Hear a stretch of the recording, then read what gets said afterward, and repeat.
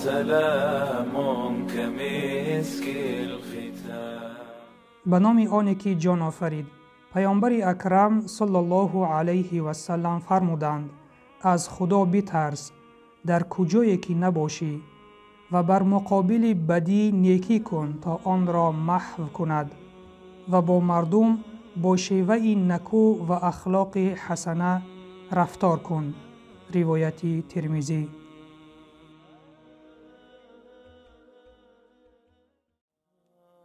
دوستان عزیز، در اول حدیث پیامبر صلی الله علیه و سلم ما را هشدار میکنند و میگویند از خدا بترس در کجایی که نباشی، بدان که در کجایی که قرار نداشته باشی خداوند تو را دیده ایستاده است.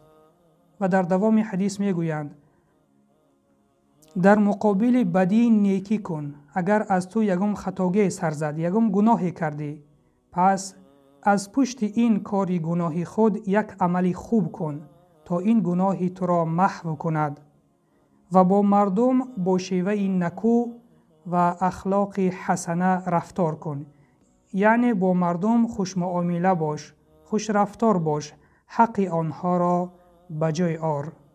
پس دوستان عزیز، بیایید از این حدیث درس عبرت بگیریم، از خداوند بترسیم در کدام حالتی که نباشیم و از پس کاری بد، از پس گناهان کارهای خوب انجام بدهیم تا این گناهان ما را محو کند و با مردم خوش معامله و خوش رفتار باشیم.